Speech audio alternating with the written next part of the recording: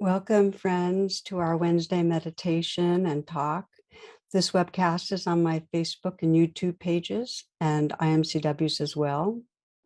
So we'll begin with our meditation. This is a practice I shared last Saturday at our satsang, and I hope you enjoy.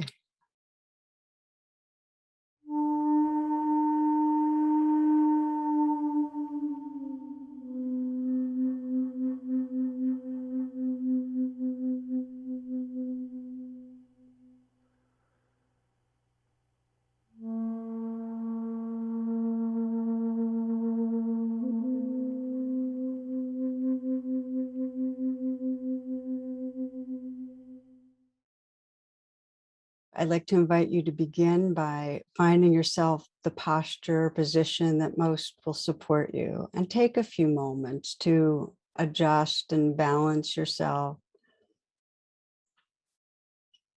You might close your eyes or let your gaze be downcast so your attention can really go inward.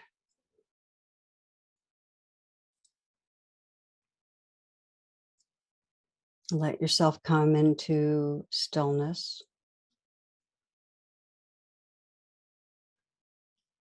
And you might begin by taking several long, deep breaths to collect your attention.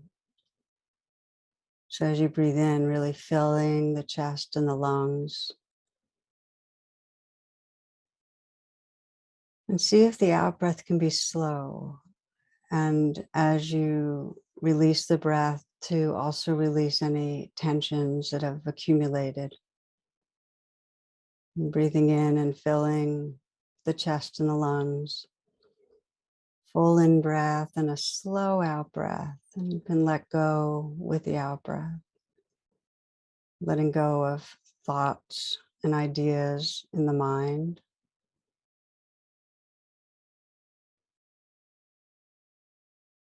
And then again with the next out breath, just letting go of tensions in the body.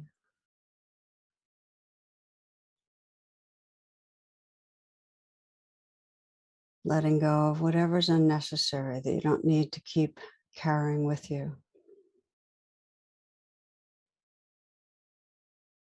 Nice full breaths. Breathing in deeply. And that slow release, letting go, letting go.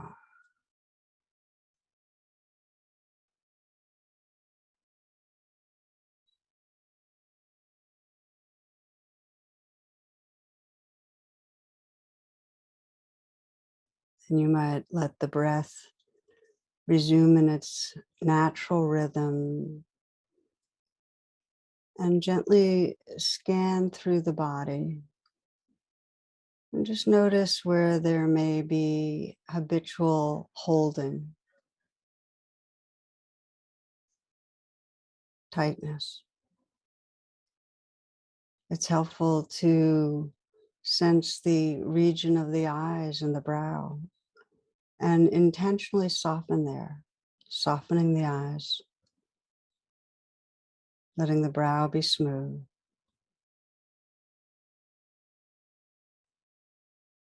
And checking the jaw, unhinging the jaw, maybe a slight smile at the mouth. Let the features of the face be relaxed and at ease.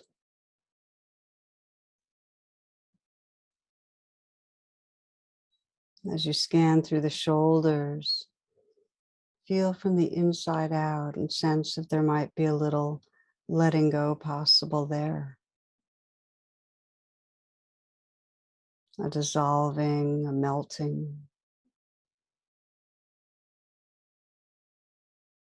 It helps to let the out breath again be part of that releasing and letting go. We carry so much in the shoulders.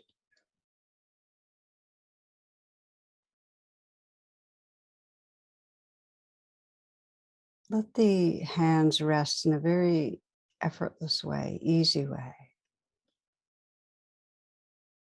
And notice if you intentionally soften the hands, how much more you can feel from the inside out.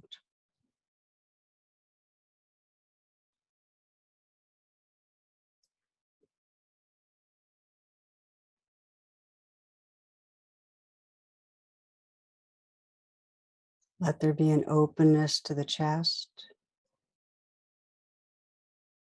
You might feel right into the heart area. Again, sensing with that out breath, a letting go.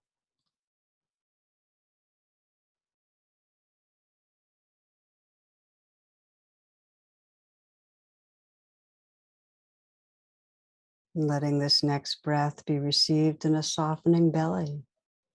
This breath.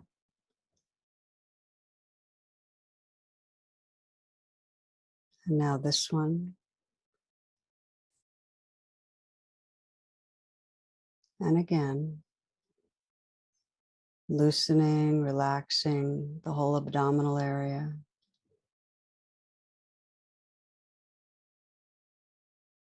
In a similar way, relaxing through the pelvic region. Letting go, letting go.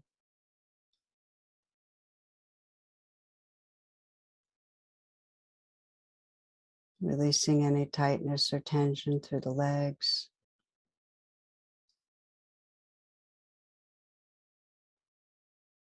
Feel the feet from the inside out.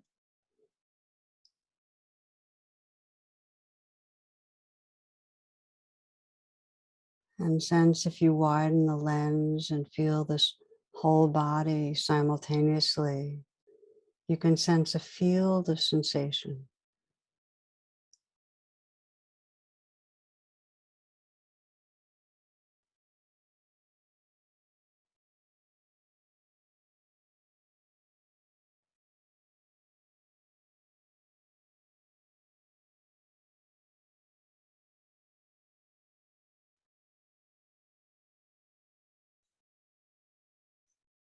And continuing to widen the attention, you can listen to the sounds that are here.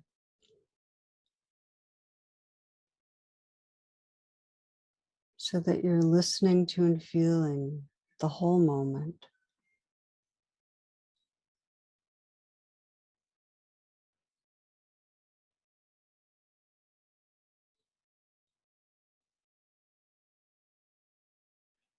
Resting in that open presence.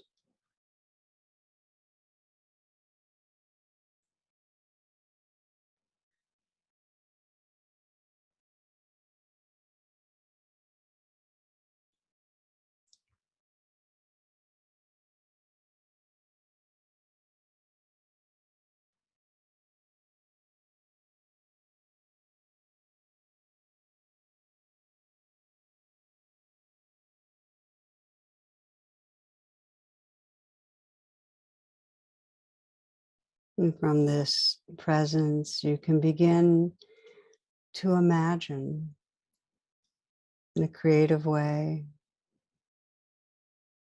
in a clear way, that you can journey into the future.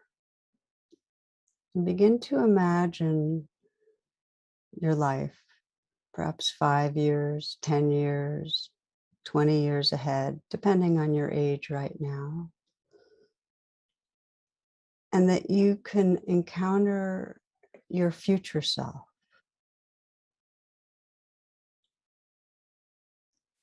An older, more awake, more evolved version of yourself. Where self preoccupation, insecurity has been released, where there's more freedom to love. You're able to love without holding back.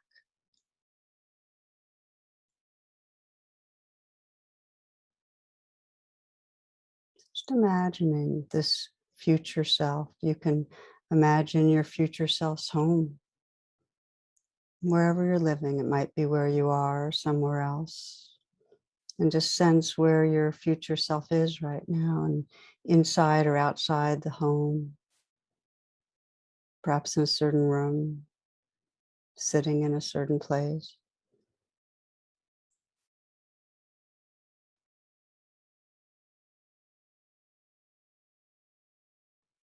You can imagine perhaps how your future self looks, clothing, hair, facial expression.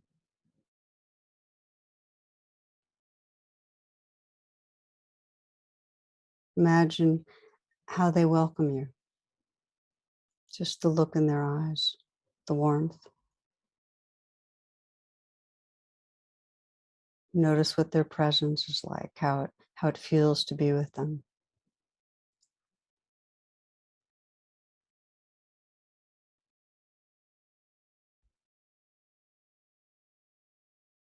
This future self is really an expression of your most awake heart, your wisest self,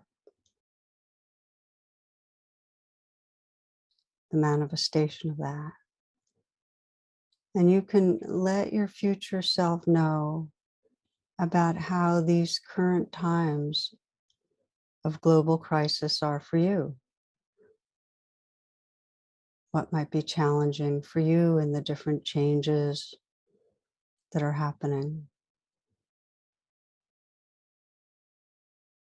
Perhaps it's fear or anxiety or uncertainty about finances or health or work. Maybe it's worries about others. It might be a challenge in an important relationship. Loneliness might be ways that you're putting yourself down, feeling like you're falling short, or an addictive behavior, way you're handling life. So just let your future self know in some way, identify and share something that's painful or challenging right now.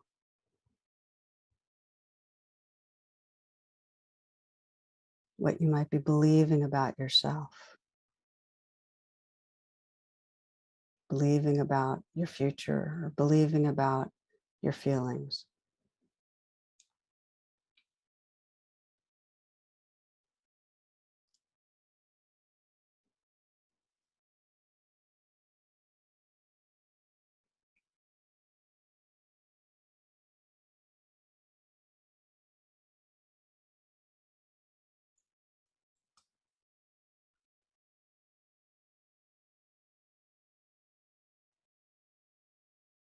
And imagine your future self can communicate by filling you with their awareness, allowing you to look with their eyes, see with their heart.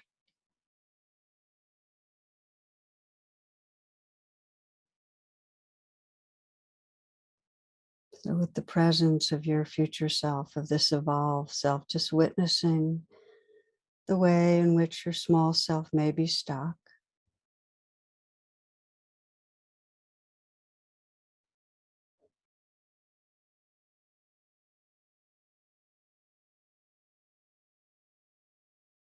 And sensing what your current or less evolved self needs to remember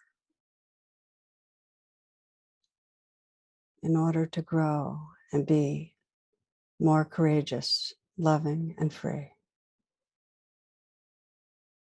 Just sense, what does your current self most need to remember right now in order to grow, to be more courageous, loving, and free.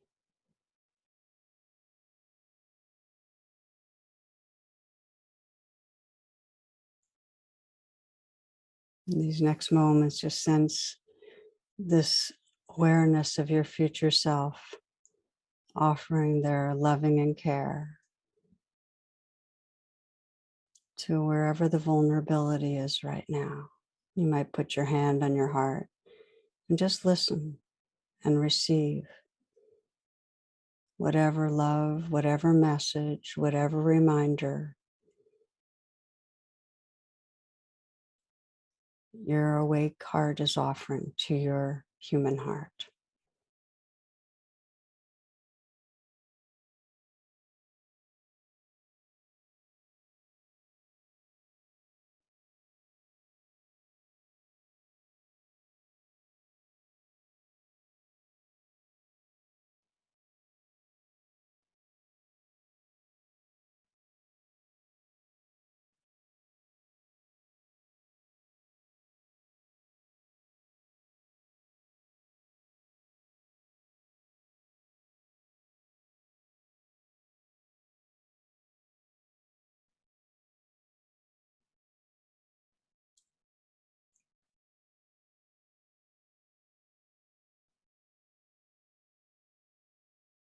Now breathing and feeling yourself right here, aware of sounds,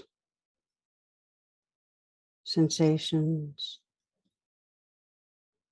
aware of how the love and wisdom of your most evolved being lives in you, here, now, and always.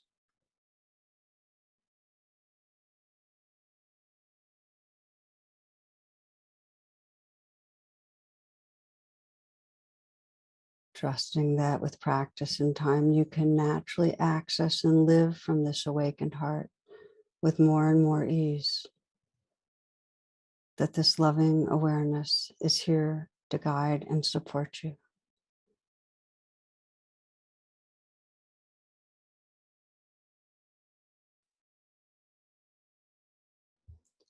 Before closing, sense others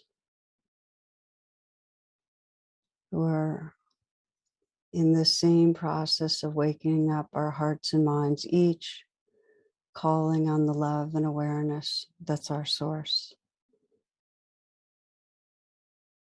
Sensing the timeless and shared heart space that's here. Meister Eckhart writes this: when I was the stream, when I was the forest, when I was still the field, when I was every hoof, foot, fin, and wing, when I was the sky itself, no one ever asked me, did I have a purpose? No one wondered if there was anything I might need, for there was nothing I could not love. It was when I left all we once were that the agony began. The fear, the questions came, and I wept and wept tears I'd never known before. So I returned to the river. I returned to the mountains. I begged to wed every object and every creature. And when they accepted, God was ever present in my arms. And God did not say, where have you been? For then I knew my soul, every soul, has always held God.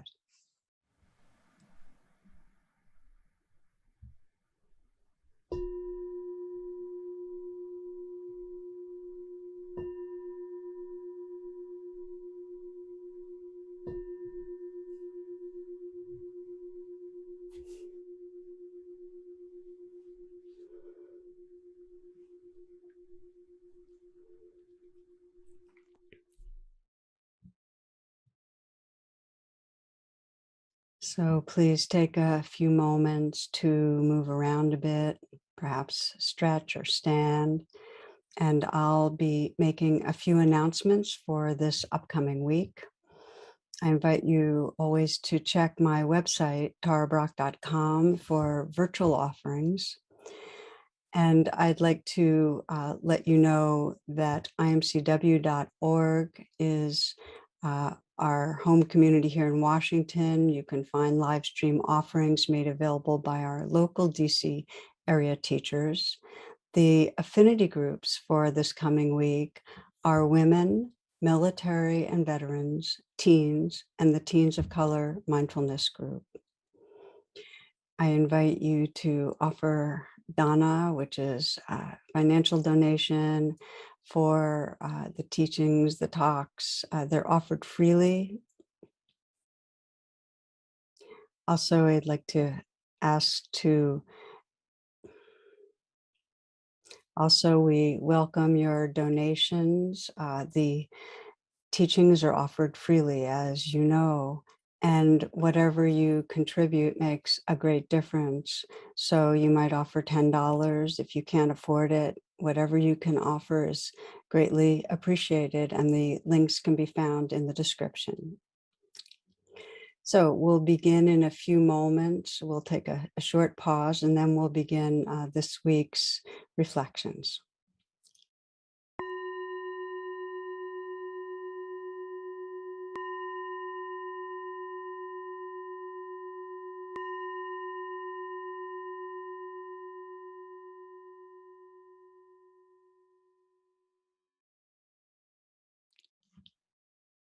Welcome, friends.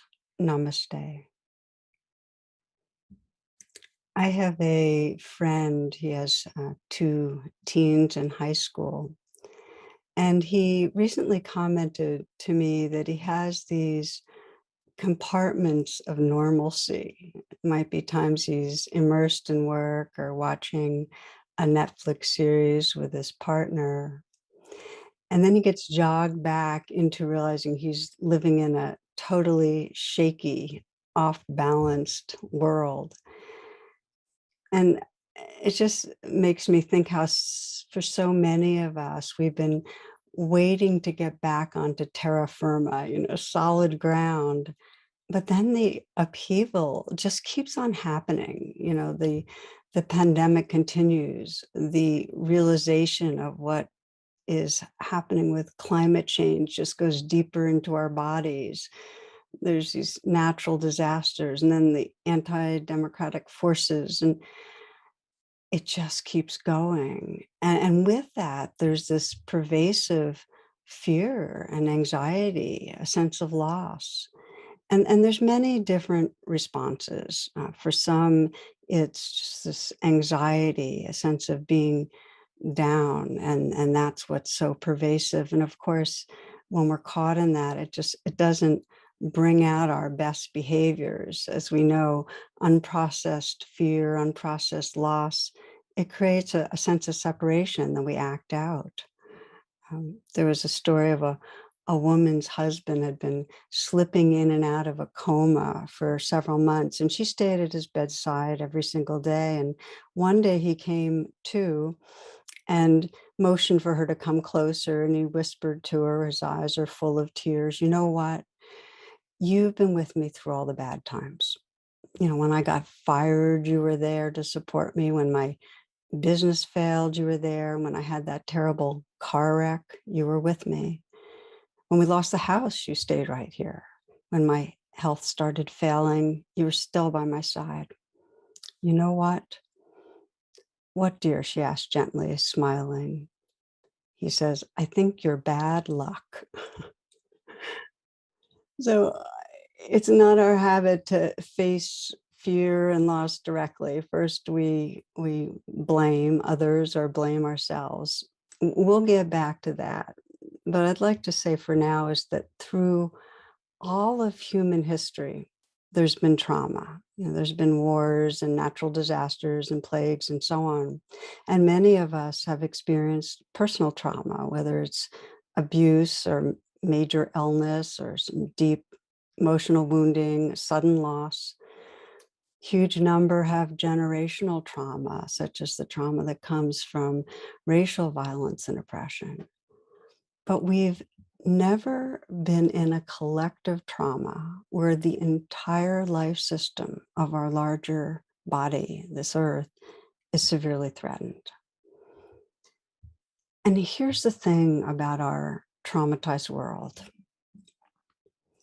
While individually we might have more or less of a buffer, it's dependent on class and race and health and many factors.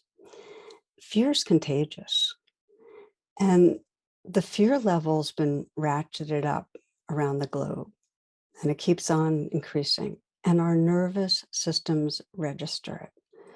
And what that means is that as there's increasing fear in society, hand in hand with unprocessed fear there comes violence, there comes addiction, there comes fundamentalism, there comes a tendency towards rage, towards creating bad other, towards that dividedness. I got another email in the last week or so. Somebody wrote to me and said that they keep being surprised that they can even feel shocked again, that things could get so bad. So I'm naming all this because I imagine that many of you listening, they're here with me, can sense this, that the illusion of life as usual, that sense of ongoingness, of some level of certainty that whatever we took for granted about our society is there. It's been broken. This experience that so many of us are encountering, which is really a shift, this kind of real groundlessness, it's parallel to a pivotal moment in the life story of the Buddha, where Siddhartha Gautama, that's the Buddha to be, he lived his first decades, as a child, as a young man, in the very secure and stable domain of his family's palaces, the palaces and the grounds. So he had a lot of security. And then at one point, he took some excursions outside the grounds. And that's when he encountered a person who was old, and then a person who was sick, and then a corpse, a dead person. And his illusion was destroyed because he realized, okay, this is going to happen to me too, and to all of us. And that gave rise to the deep inquiry of the Buddha's life, which is also, I feel like, our inquiry, which is given the disillusion of all we hold dear, given the groundlessness of this life, what is the pathway to peace, to inner freedom, to open-hearted presence? So in this uncertain world, what matters in how we live each day? And I'm aware that for many, these aren't new questions.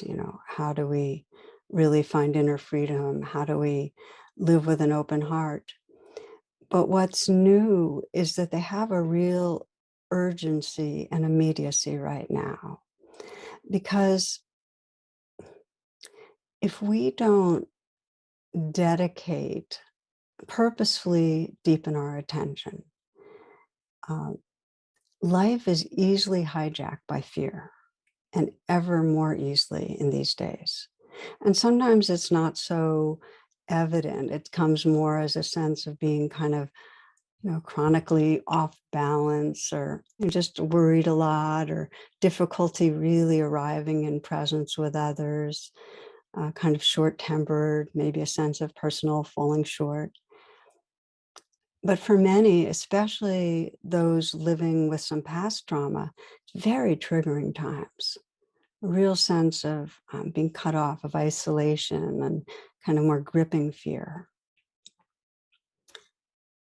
The shaman teach that when there's great fear, energetic parts of us shut down or leave. We get cut off from them. And that disconnects us really from our soul or spirit, however we think of that, kind of more wholeness of being. This is spiritual disease. And there's really a deep wisdom in this teaching that when we look at our own lives, when we're gripped by any level of fear, I can speak for myself, those are the moments that I'm just not as in touch with an actual visceral sense of loving. When there's fear there, I don't have access to wonder, or to a sense of the mystery, or what's beyond this finite world, the sacredness of life. And in Buddhism, this is the essence of suffering, that we get caught in living in this prison of a small, fearful, grasping self. We forget the truth of what we are. We forget the awareness that's here. So the shaman also teach about soul retrieval. So when we're in great fear, in some way, the energetic parts of us and the soul leave, get cut off, and that when fear is properly processed, we can regain that wholeness. And similarly, in Buddhist practice, when we bring mindfulness and compassion to our fears, we can free ourselves from that prison of small self. We can reconnect with wholeness. And I've witnessed again and again, this is my personal life with others, working with others, as a therapist, as a teacher, when there's a really big experience of fear or of trauma, and it can be generational, from childhood, whatever, and we dedicate to healing, to processing that fear, to facing fear, there's a profound spiritual awakening. As I say, in the broken places, that's in the rawness and the vulnerability, that's where the light shines through. And of course, for Siddhartha Gautama, it wasn't until he sat under the Bodhi tree and actually faced all the fears and reactivity of his nervous system, the grasping, the disappointments, the guilt, the shame, all the shadow parts, all the vulnerability, that he found that unshakable freedom. So in this reflection that we'll be doing together, first me speaking, and then we'll reflect and practice together, we're really looking more closely at how, in the face of a traumatized world, which is what we're facing here, how we can directly, courageously process fears, really reconnect with the wholeness of being, what some consider spirit or soul. And we begin maybe by just saying, well, what is trauma?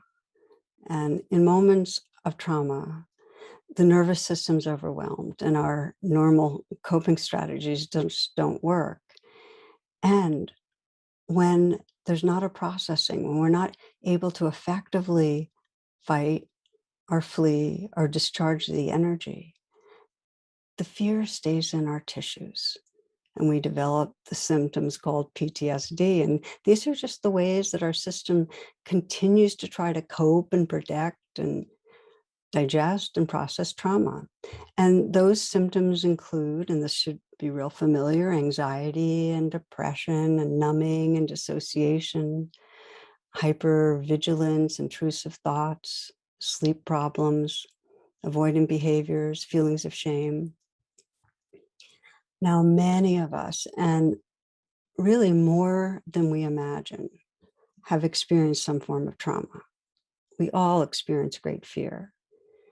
And so if we look at, well, what's going on inside us at these times, we can see there's a limbic activation. Neuroscientists show how in these moments, the networks in the prefrontal cortex, the more recently evolved brain, get deactivated and cut off. So we're no longer being guided by our wholeness, by our integrated brain. And I like the language of limbic hijack because it's really what's happening. Our primitive brain takes over and it's trying to take care of us through the patterns of fight, flight, freeze.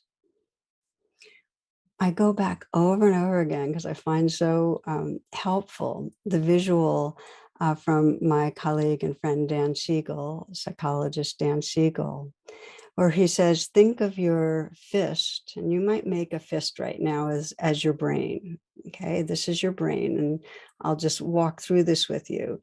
And what you do is you raise your hand for a moment and place your thumb in the middle of the palm, your four fingers over the top. So this is your model of the brain. And what happens when we're stressed? Okay, you open your hand for a second. Your wrist represents a spinal cord, and then you have coming up into the lower palm, the brain stem, and this is the limbic area, the thumb. And this works together with regulating arousal and emotions. This is the fight, flight, freeze response below the cortex, okay? Now, here's your cortex. It's the higher part of the brain that allows you to think and reason. And this frontmost part of the brain, right behind your forehead, That's the prefrontal cortex. And that's where there's the capacity for mindfulness, empathy. That helps to down-regulate the limbic and brainstem areas. Okay. So that's really important, this integration where we have this down-regulation, because in the contagion of a traumatized world, in other words, when we're in that fear space of the world, or when we're just stressed and tired, if the prefrontal cortex is not activated, if there's not that integration, when we get stressed, we flip our lid. And then rather than being attuned and flexible and having good judgment, we lose these capacities. We're not connected to them. And that includes losing the capacity for moral perspective. We don't end up behaving well. So I love this. I love this sense of when we're integrated, we can operate and give intelligent messages to the parts of us that might be acting out.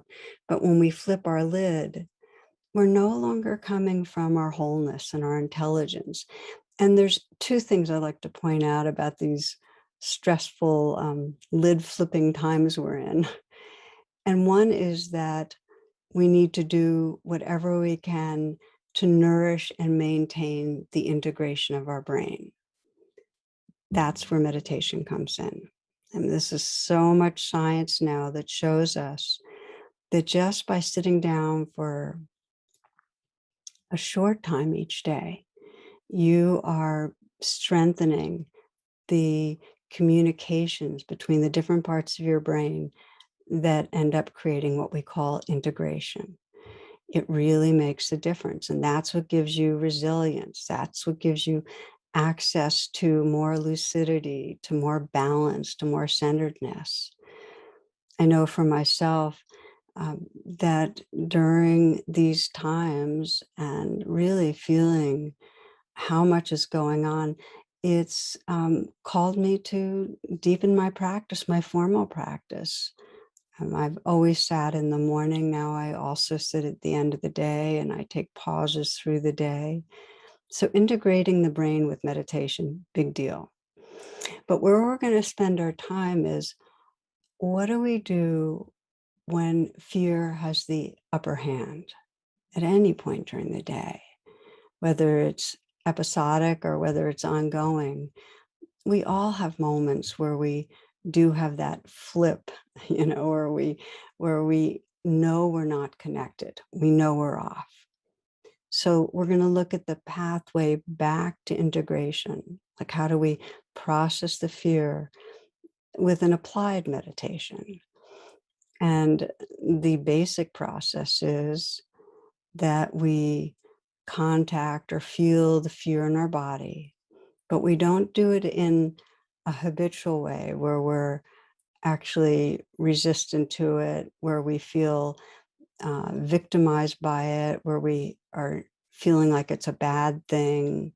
We don't try to get away from it. Instead, with applied meditation, there's a conscious willing presence. And it is, and this is what's most notable, it's mindful, meaning it's non-judging. It's aware in the present moment of what's going on, and it's kind. And the reason it's so important to contact fear with those qualities is that if you're feeling fear, but there's resistance and judgment and tensing against it, it actually deepens the grooves of the fear. In other words, what we resist persists. But if we instead encounter fear with presence and care, and by the way, I often teach this through the model of RAIN, which is applied meditation. It's mindfulness and compassion brought to difficult emotions.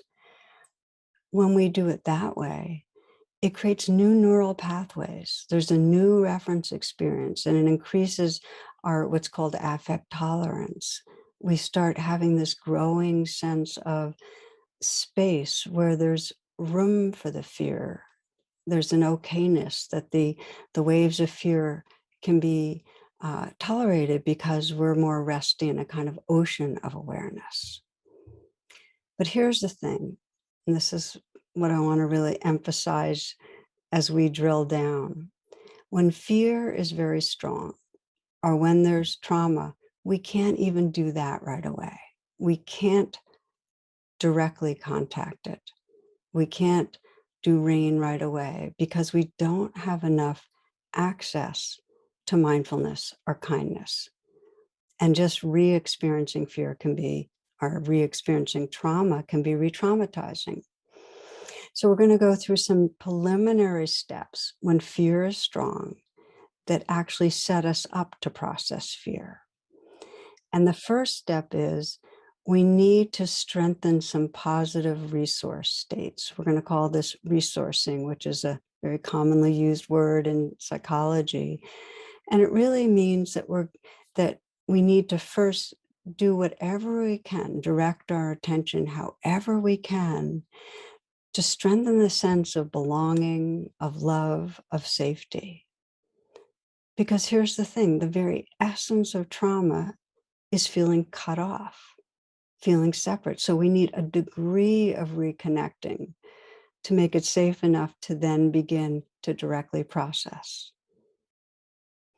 I remember a little story of a young child who's in a thunderstorm calling out to his father, and his father keeps going into his room and saying, "It's okay, son, God is with you." And it happens several times. And then the fourth time the father comes in and the little child says to his father, "But I want someone with skin on." And so it is that we need some comforting in order to be with what's here. And there are many pathways of resourcing, of reconnecting. Um, we can go into nature. For some people, being in the woods walking, or being by a stream, or being by the ocean is a way of resourcing. A powerful way of resourcing is movement, is yoga or dancing. My friend Jim Gordon works with traumatized people around the world, and he described being with a group of women in Haiti, and what really helped them to calm their nervous systems was dancing wildly together. It can be singing with others, creating rhythms with others, drumming. And research, of course, shows how much relational contact resources us and reduces fear. Just holding hands with a loved one, you can see neuroscientists can show how the activation of the limbic system gets reduced, getting hugged. And what's important to know is that you can resource, if nobody's around, through your own imagination. In other words, you can use meditative processes to resource by bringing to mind a loving other, just bringing them to mind and imagining that they're hugging you. Um, there are so many different pathways. You can bring to mind someone that you know personally. You can bring to mind a spiritual figure. For one man, returned from military service. I was working with him this some years ago, and we were exploring, what is the resource that could help him most start coming into enough balance so he could begin to really process fear. And for him, it was just sensing the light of Jesus. He had an image of light, an image of what he sensed was the presence of Jesus surrounding him. For another woman, it was her grandmother hugging her. Another man I worked with is just bringing to mind his older brother when he was much younger, remembering him protecting him from bullies, and just sensing that there are people who care. I want to spend a little time sharing one woman's story. She was a parole officer in a state prison facility, and African-American woman, had experienced generational trauma, but also directly being sexually abused as a young teen, and then continued to experience abuse with different men in her life. So she attended about 4 months of my class, my Wednesday night class in meditation. And she told me that she really couldn't feel her body. We do body scans, and she was pretty numb. And she was also described being very hypervigilant and a lot of anxiety and depression. And we worked together for a while. And it became clear that she was living with a lot of trauma, that she couldn't just start rain and bring rain to what's going on. She didn't have enough mindfulness or self-compassion to be able to do it. So we started with resourcing, as I'm describing with you. And I asked her who she felt safest with, who she felt most loved by. And she mentioned her sister and her best friend. And then over the weeks, I got added into the group. We were her allies. And I had her imagine us kind of surrounding her, us with her. And then I said, when you feel us around you, what does it feel like in your body? And she said, it's like I'm in a warm bath and my body can just relax and let go into it. And she added to that resourcing of imagining us around her a message to herself as she was in that warm bath, which is, may I feel safe. May I feel held in love. So this was her practice for many months. She wasn't doing rain. She wasn't trying to directly contact fear. Rather, she was just bringing to mind the sense of three trusted people, feeling herself in that warm bath and offering self-compassion. May I feel safe. May I feel held in love. Now, before it became more direct, and I'm going to explain how, but the resourcing first was the atmosphere that actually allowed her to go deeper. And the self-nurturing becomes a really important part of that. For many of us, the resourcing can be things like, you'll be okay. Trust yourself. You're held in love. I'm here. I'm not leaving. Thanks for trying to protect me. I'm okay right now. Now, some of you might sense this is familiar because this is the N of rain. It's nurturing. But with strong fear, and this is what's important, you need to nurture upfront before you go through the process of direct contacting. You start with nurturing. And I want to say that most everyone I know needs to have a way of resourcing themselves. We all get thrown off. We need ways of, intentionally reconnecting, calming the nervous system, so then we can be present with what's here. Because, and this is a very primary facet of our conditioning, we try to avoid unpleasantness. It's part of survival to dissociate from unpleasantness. And that's why they say our issues are in our tissues, because it's there, but we leave the body. So in order to return to the body, we need to be able to calm down the experience so it's not so raw and difficult. And resourcing helps us to do it. And the stronger the fear, the stronger the trauma, the more we need to resource.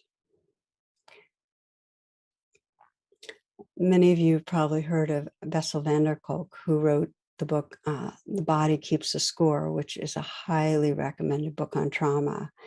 And he describes how the trauma and fear is in our body. And he also describes how your mind makes sure you don't face and keep score. In other words, the mind is very dedicated to keeping you from the body by forgetting, by denying, by repressing. Now, of course, this creates a prison of suffering, because if we're cut off from our body, we're still subjected to frequent limbic hijacks, where we do get overwhelmed or possessed by fear. And more deeply, as the shaman described it, we get cut off from our soul, from our spirit. But this is the circumstance of strong fear and trauma. We dissociate, and the mind does a lot to keep us dissociated. So it takes patience and resourcing to gradually come back and reconnect with the fear in a way that can be processed. Now, I'm going to pause for a moment and say, I'm aware as you're listening that different ones of you have different degrees of unprocessed fear, of what you may have habitually or unconsciously been avoiding. But to whatever the degree, it's the unprocessed fear that keeps us from what we most cherish about life. So I want to share a story that I have found so helpful in my own life and in working with others, um, that really explores what helps us to then move into processing and integrating fear. And this story actually is something that I was working with a woman years ago, and as part of her healing, she actually wrote this story that was very much about her own process. So this is something she wrote, and in it, she was 7 years old, and she describes hiding in a closet and being terrified after an unexpected attack by her drunk and enraged father. And the little girl in her story is praying. Her little girl saying, "Help, I can't take it anymore." And then the little girl opens her eyes and sees a fairy in a haze of blue with a glittering wand. And she lets the fairy know how her father's been beating her and her mother doesn't help, and how she feels like they both wish she was dead. And the fairy listens with tears in her eyes and then tells her that while she can't make all the pain and fear disappear, she can help her get through this time. She can help her forget and then remember later when she's able to handle it. And with a wave of the wand, the good fairy said, "I'm going to send things into different parts of your body, and they're going to hold them for you until you feel strong enough to let them move freely again."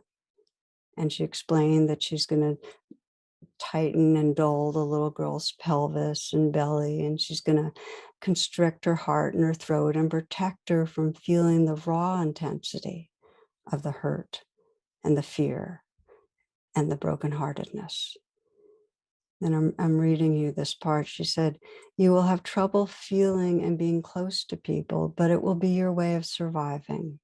And at those times that the pain erupts, you will find your own ways to control it, ways that may not look good to the world, that you may judge yourself, but they'll be of temporary comfort.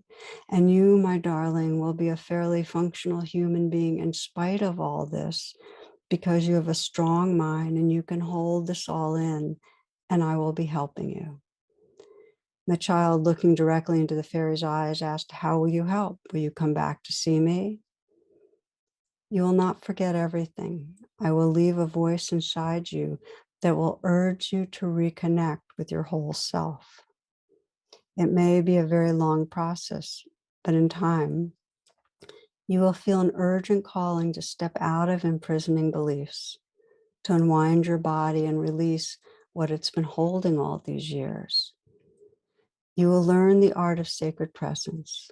There will be physical and emotional pain as you open, but you will have what you need, the compassion and wisdom, the support of loving others, to be a whole person, spiritually awake, but still the same. This is because your soul has always been there, just hidden by the scars of this lifetime." The good fairy put her arm around the child's shoulders and gently led her into bed. She waved her wand and stood by as the little girl finally relaxed into a deep sleep. She gazed tenderly at the small, innocent face and then whispered her goodbye. "When you wake up, you will forget I was here. You will forget you asked for help. You will forget the sharpness of your daily pain. This is the only way I know to get you through this. You are a beautiful child. I love you, and in fact, your parents love you, although they're incapable of showing it to you.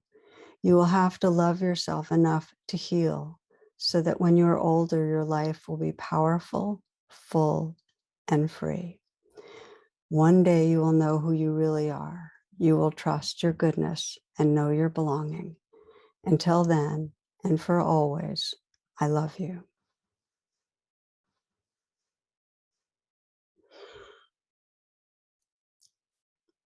I always get touched reading that because there's so much truth in it that we cut off from the pain, but it's a way to try to get through. We have to.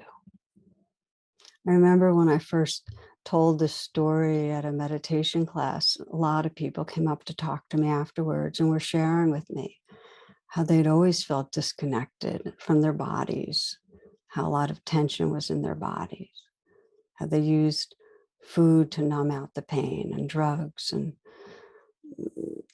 their temper, kind of aggression, over controlling, and how just hearing the story in some way it let them know that it wasn't their fault, that that's just part of trauma, that we have to dissociate and get away from the intensity, that there are ways that we move through life to cope that don't look good, but they get us through, and that those strategies are trying to protect us. It's helpful to know that, and it's possible. That's part of the story, to get more resourced, to have a pathway to healing. So I want to just stay with a key piece here, which is that along with most trauma I've ever witnessed is shame. They just go hand in hand. That the dysfunctional behaviors, the coping strategies that try to keep us, moving and okay, actually end up being owned as a bad self, identified with as a bad self. And they were the best we could do to deal with overwhelming pain. They were well-intentioned, of course, no longer functional. So if we're living with trauma, it's that story, we have our leg in a trap. We're going to have self-protective behaviors, so there's addictive behaviors that aren't our fault. The last satsang I had last Saturday, one woman was sharing her addictive behavior, which is seeking and grasping after older women to love her, to take care of her. And then we went back in time, and of course her mother neglected her terribly. And she's trying to find that mother, and it's not her fault. And the first step of healing is to forgive ourselves. If we can really get, it's not my fault, these coping strategies are not my fault. If we can get and dissolve that layer of shame, then we can begin to resource ourselves and move into the processing of the actual wound. Often we have to do it with others. I've seen over and over again with shame that once we're with others and many people are sharing how they've been traumatized and how they ended up coping and not being the person they wanted to be and had to forgive. What happens, and I've seen over and over again, my shame becomes the shame. It's not so personal. And we really get that this is just part of how it happens. I remember long ago, there's a cartoon of two bears and they've trapped a man and they have him kind of hanging from a tree. And the bears are talking. They say, his name's Bradshaw. Many of you probably know John Bradshaw is famous for the book on shame. So they're saying, his name's Bradshaw. He says he understands I came from a single parent den with inadequate role models, and he senses my dysfunctional behavior is shame-based, and he urges me to let my inner cub heal. I say we eat him. Okay, so we've talked about resourcing, about unpacking the layer of shame. And now I want to directly talk this final part about how do we then process the fear. And here we'll now go to RAIN. We've done the nurturing, the pre-nurturing. And RAIN, for those that aren't familiar, it's an acronym that represents mindfulness and compassion. It's recognize, allow, investigate, and nurture. And by way of illustrating, I'd like to go back to Dana, and that's the woman, the parole officer I mentioned, who spent months resourcing by bringing to mind me and her sister and her friend and sensing that warm bath and offering herself self-compassion. Spent months offering care to the places in her that felt ashamed of the way she acted and behaved in her life. And then she began practicing coming into her body. And if we've been very dissociated, just practicing the body scan. And you'll find in many of my guided meditations, I start with a body scan, can be a way back into the body. And for her, she had to start with the parts of the body scan that were easiest, which were her hands and her feet. And generally what happens is that if there's been trauma, you can gradually move and become more interior. And the most difficult areas become the heart and then perhaps the belly and the pelvic area. Exactly the places where the good fairy had tied up and constricted so there wouldn't be so much feeling. So for Dana, she practiced doing the scans and getting into her body, and then she began to practice rain with fear when it would arise. And when she'd feel fears, she'd recognize, name, fear, allow it to be there, try to just say, okay, for now, just be here. And then she'd investigate and feel where it was in her body, the squeeze that was there. And again, she'd put her hands on her heart, and sometimes she'd imagine that, that gaze, the warm light of the fairy godmother, and she'd put her hands on her heart, and she'd, sometimes sense the three of us around her, and she'd different types of nurturing, and often she'd say to herself, may I be safe? May I feel held in love? So different kinds of nurturing within. And when she did that, and she'd feel more space, more like, oh, I can handle fear. And there were times that she couldn't get through rain. And then she'd redirect her attention. She'd just stop.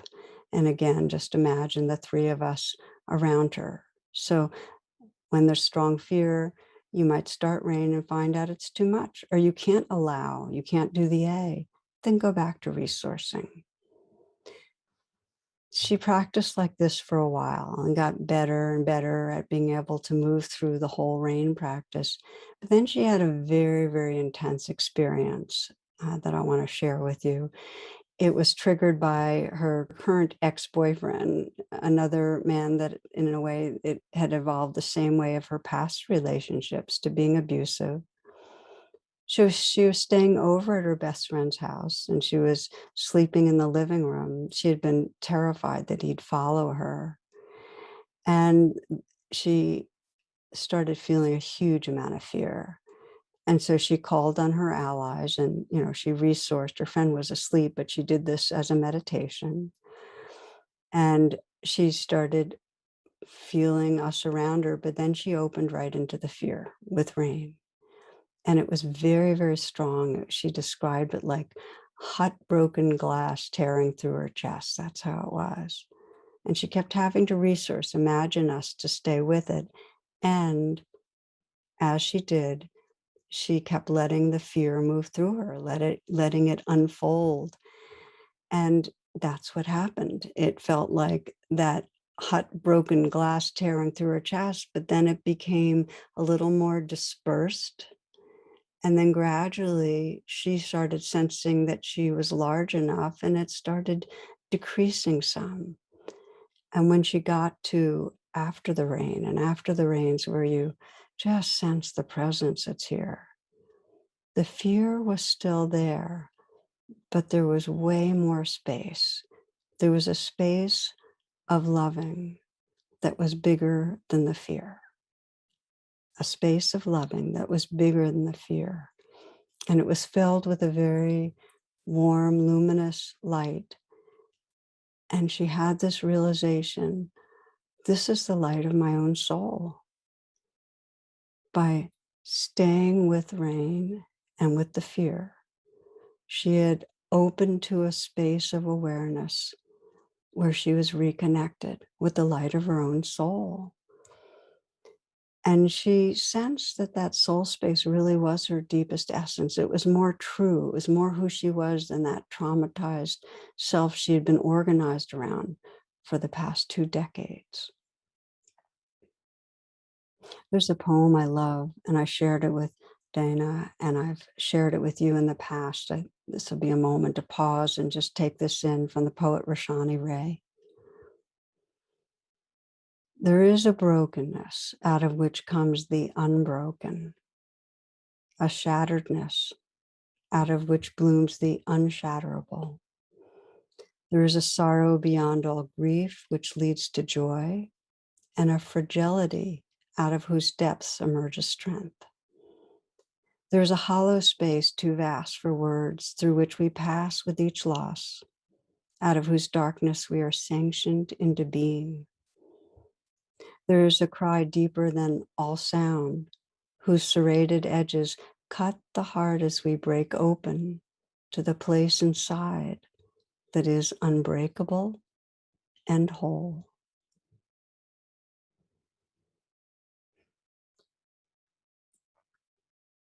Fear is something we all don't like and want to get away from. And yet, when we have the courage to turn towards it, to open to it, it becomes the portal to realizing love, to realizing awareness, to homecoming. And it's a path that each of us has to go on.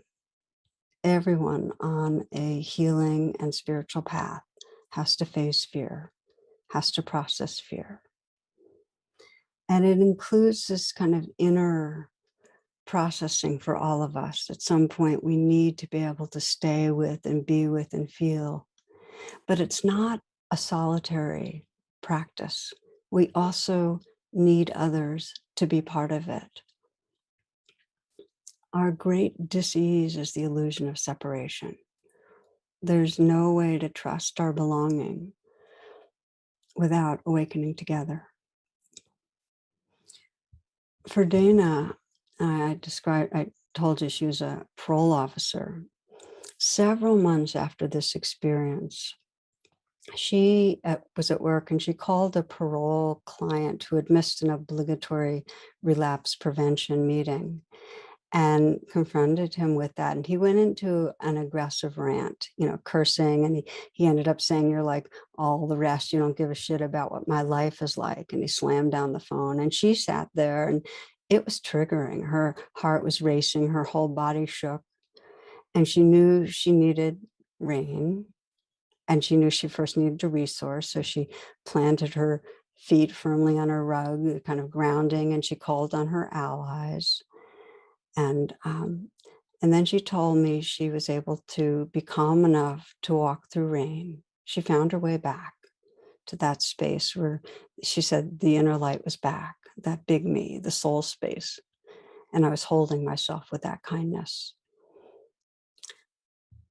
Then something happened that surprised her, because from that space, she started bringing rain to her client, recognizing and allowing his anger and then investigating. And suddenly she could feel his humiliation, his shame, his fear. And then when she asked herself, well, what does he most need? It was very clear that he needed someone to help him feel safe, to make him feel he mattered. And when they met, she was really nervous, going into that meeting, but she also had a sense of confidence. She was resourced in herself.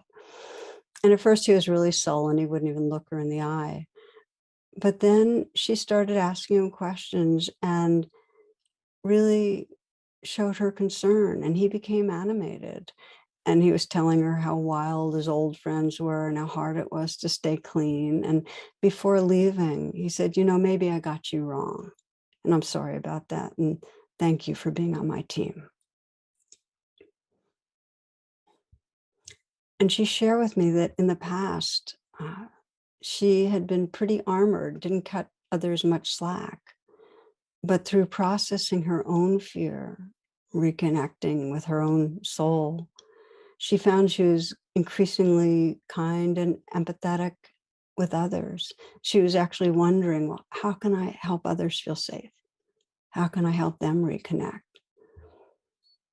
And this is what happens, that when we're less identified with that fearful self, we're more free to be who we really are. And there are many expressions of that wholeness. It can be creativity, and it can be humor and spontaneity, more intelligence, more love. I like the way Ralph Waldo Emerson refers to living from this wholeness. He says this, he says, within each of us is the soul of the whole. When it breaks through our intellect, it is genius. When it breathes through our will, it is virtue. When it flows through our affections, it is love. So friends, the pathway to this wholeness, to being able to have the love and wisdom of the universe flow through us, is by processing and integrating fear into our larger awareness. Fears cut us off. That integrating makes us available. And as I hope I am acknowledging, it's hard and it takes courage. It takes a willingness. And what is it that makes us willing?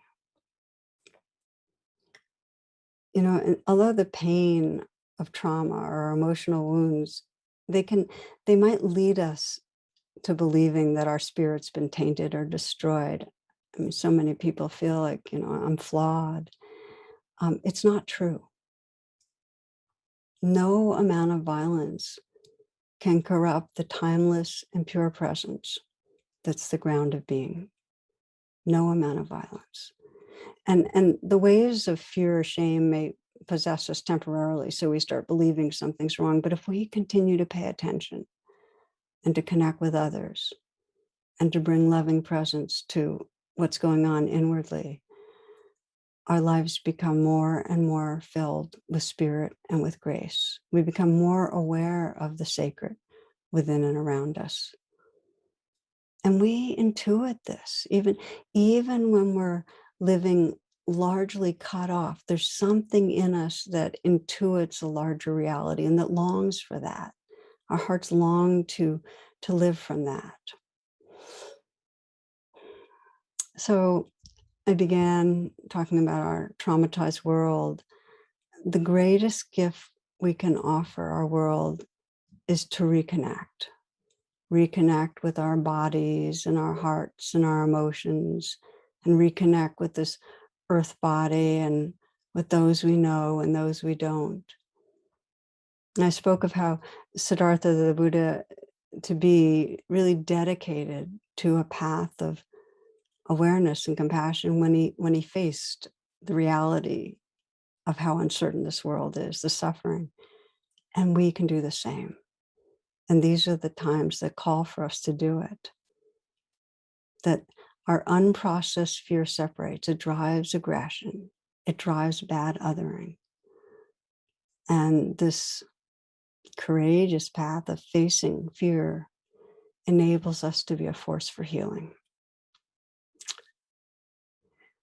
The guided meditation I'd like to lead right now, close with, is on healing fear. And I want to encourage you, as you perhaps sit back and make yourself comfortable. It's a short meditation, just to give you a taste. You'll have to take more time if you really want to go deeper. Choose something that's not traumatic.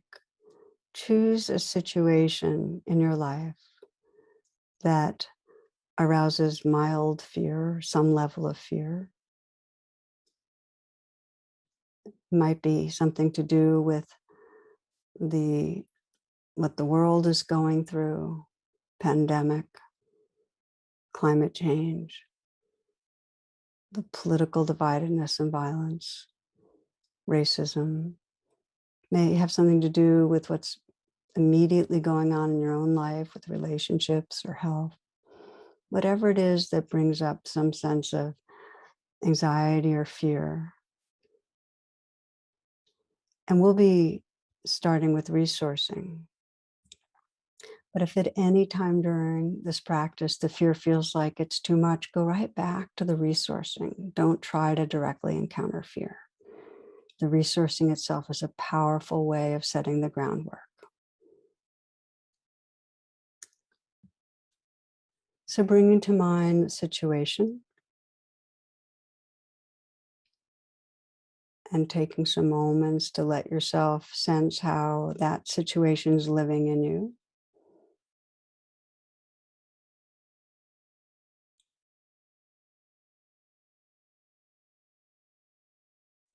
And we begin with what's called grounding, which is simply just feel the weight of your body supported by the earth, wherever you're sitting, whatever position. Just feel the weight of your body supported by the earth, as if there's like a hug of gravity. And you can open your eyes and just sense this, look around, sense the space in all directions. So you're grounding yourself in what's here, just noticing what's in the room or what's outside the window, through the window.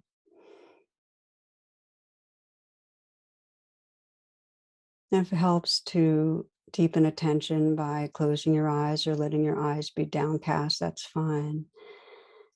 And resource by bringing to mind somebody who gives you a sense of feeling loved, connected, safe. It could be a person you know that's alive. It could be someone who you've known who's no longer alive. Could be a being you don't know who gives you a sense of safety and love. It could be a spiritual figure.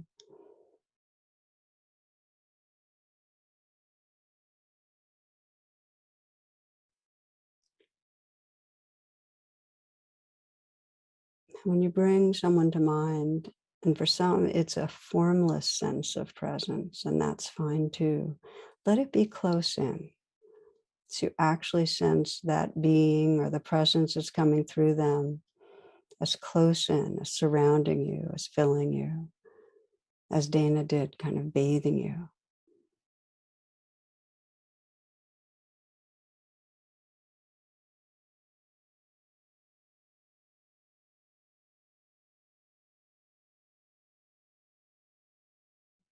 You might put your hand on your heart and offer yourself a reminder that supports that sense of inner safety and love, the kind of inner refuge.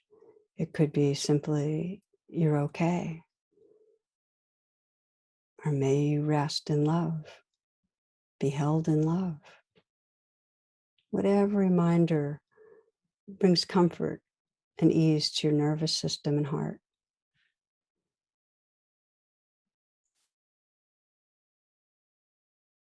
As you do, you might slow down your breath.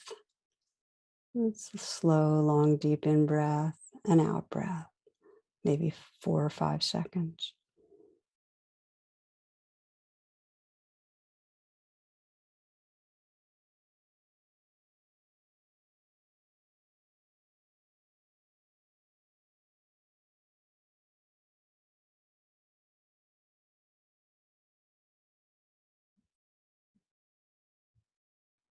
And again, now bring to mind the situation that brings up fear.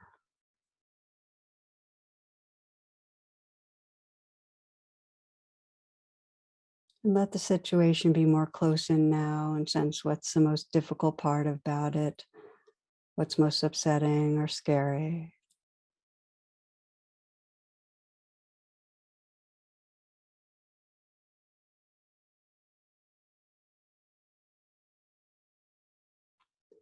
We begin rain. The R of rain is recognize. And you might just name the emotion that you're most aware of with a whisper. Could be fear, anxiety, worry, distress.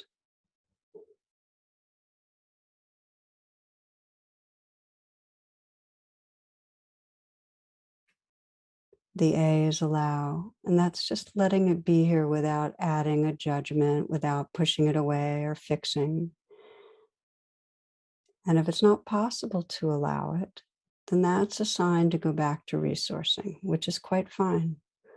But if you can allow it for a little bit, it's like you're saying for now, letting it be here, then you can begin investigate. And you might notice what you're believing is going to go wrong, what you believe is wrong with you or wrong with somebody else. What's the belief that goes with the fear?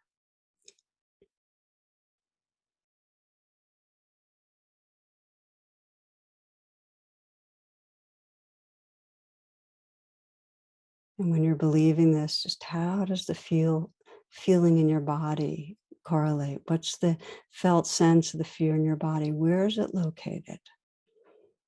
And I find it helpful to, again, bring the hand to the heart to keep you with your body and to start actually nurturing, to a caring presence, an interested presence, to feel and contact the fear. And if it helps to breathe and feel the breath is helping you contact the fear, feel where it is in your body. You might sense the shape of the fear and what it's like. And this is where it takes that courage just to be with, to feel, to breathe with, to be with. You might sense what kind of nurturing that fear most needs. What is it? How does it want you to be with it?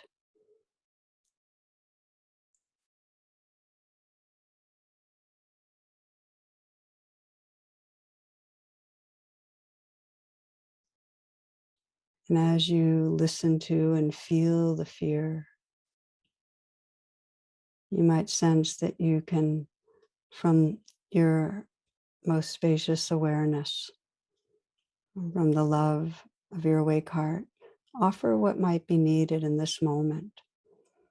It might be simply the message, I'm here with you. It's okay. Thank you for trying to protect me, but I'm okay right now.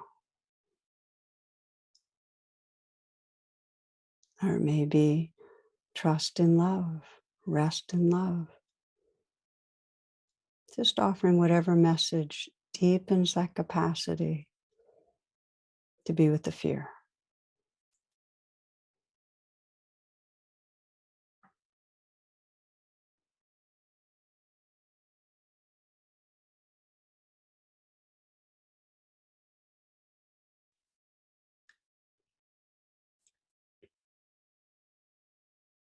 You might sense that the vulnerable place is really bathed, held by love.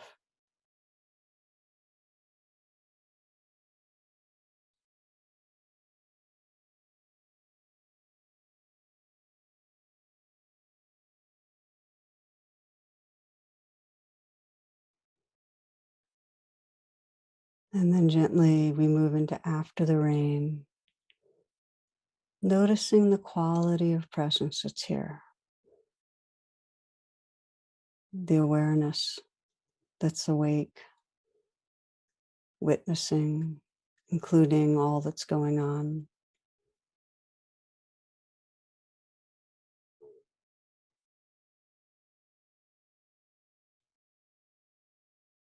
Perhaps noticing the shift from the small, fearful self to more of a sense of spaciousness, more of the ocean cradling the waves.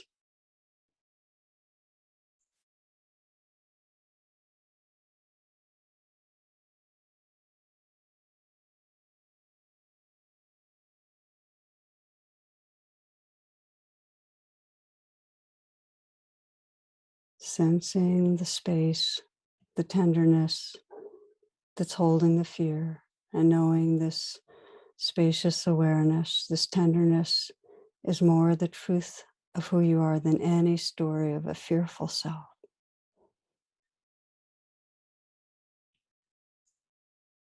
The freedom from being identified as a fearful self.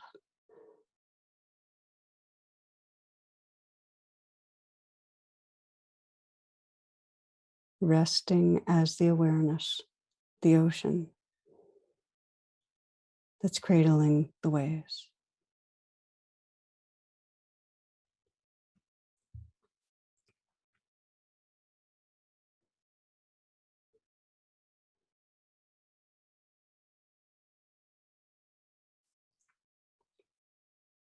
And in this resting, you might sense our whole world as waves in this ocean, all that's going on.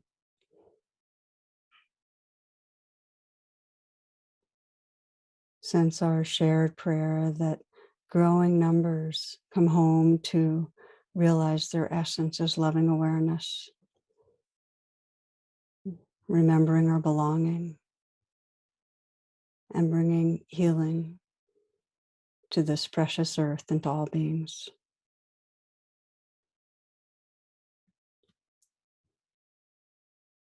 Namaste, friends, and thank you for your presence and your care.